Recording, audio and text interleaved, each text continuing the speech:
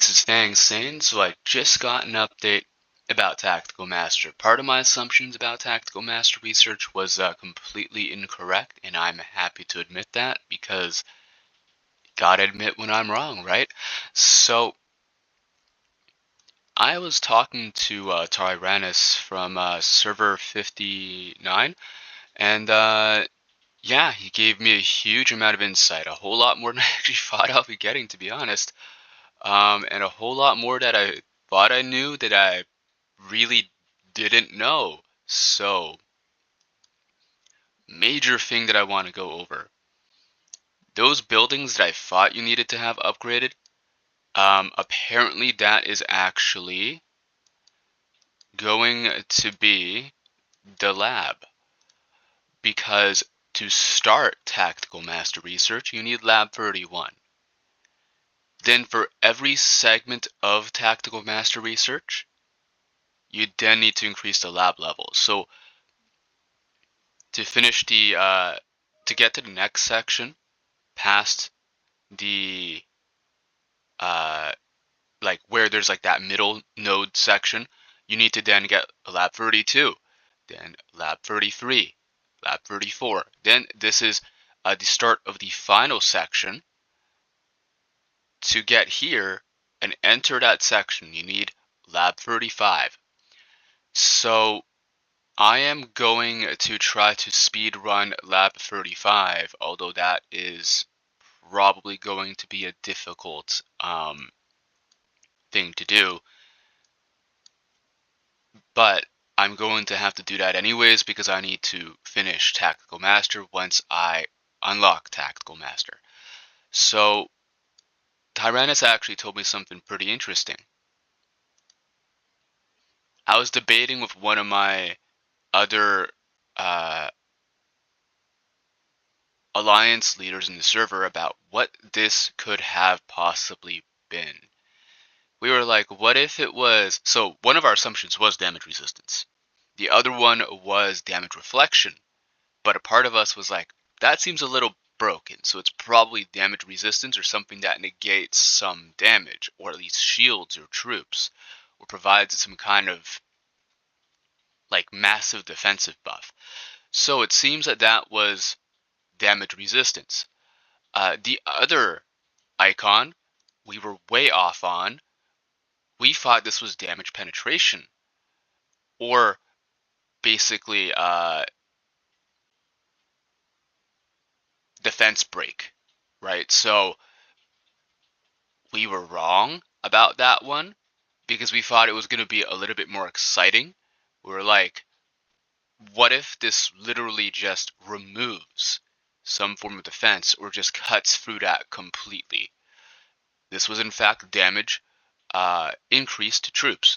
So this just increases your troop damage. Not super exciting, but again, in terms of what would have been able to be gained from basic research, this is something that is a bit newer. So that's, I would say it's a bit unique. Bulwark, the triple shield icon.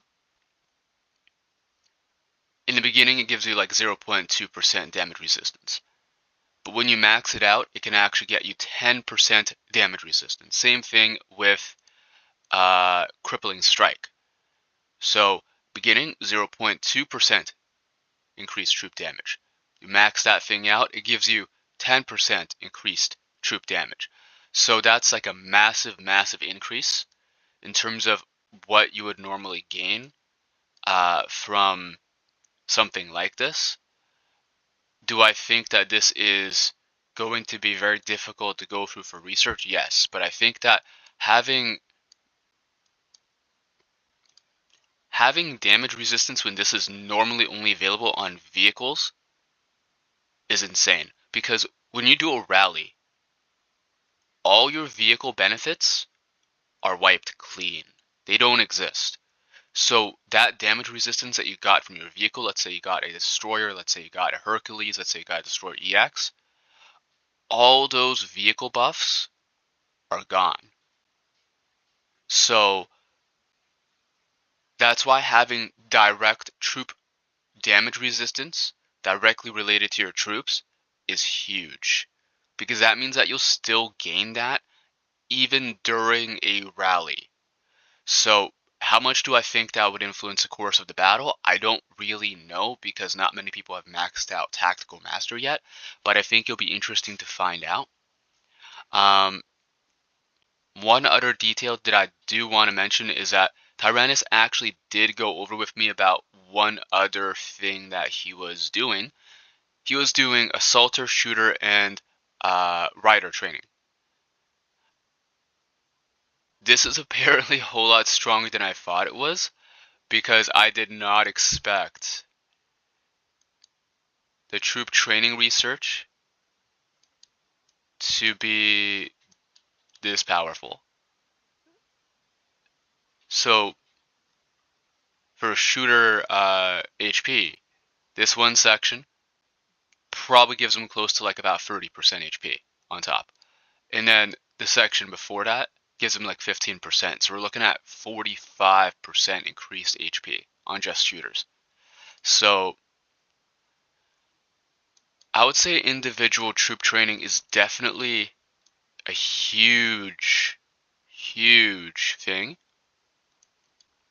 It's definitely not weak, but I would say that going through that research path, you would need to go through. So what he did when he showed me here, basically we'll have to max out infield, right? So 100% infield in order to actually unlock individual troop training, like so assaulter training, shooter, and rider training.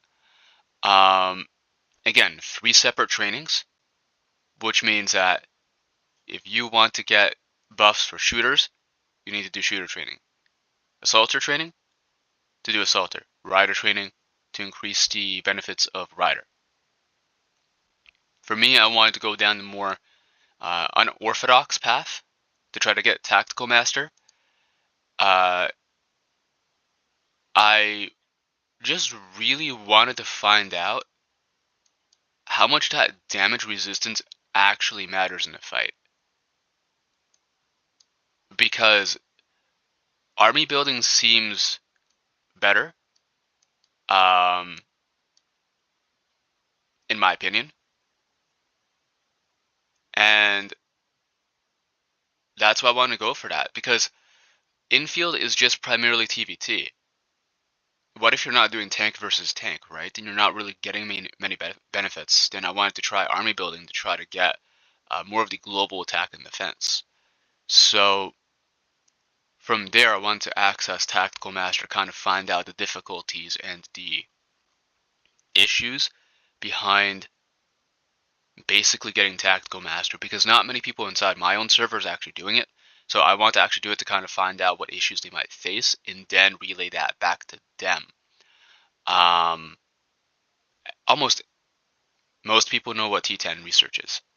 So to me, researching T10 doesn't really release much newer information than what people already know.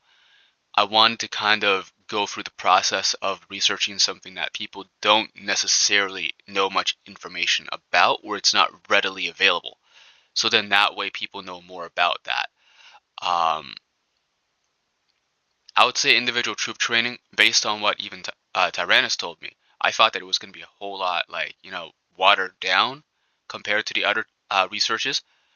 It's actually pretty strong. It is wildly strong. The issue that I have with it is I don't really like infield. I like individual troop training. I'm just not a huge fan of TVT. I'd rather just directly hit an HQ or reinforce. Uh, or if I was going to do TVT related combat, I'd rather just have that be related to like global attack and defense. Because then that would also cover TVT. Rather than just have a dedicated TVT stat that might not influence how my arena goes. It might not influence how, if I hit an HQ, it might not necessarily be great for siege defense or siege attack. It might not be great for necessarily, like, let's say, in every given situation. So that's why I'm not a huge fan of infield training. Individual troop training, it seems pretty cool. Infield, not a huge fan of. Again, if you guys learn anything, just let me know if there's anything else that you guys want to learn more about. Again, this is Fang Sane. Please like and subscribe if you like the video. Um, and Fang Sane signing out. If there's more that I learn about, I'll try to post something information out. Sorry, I'll try to post some information up about that.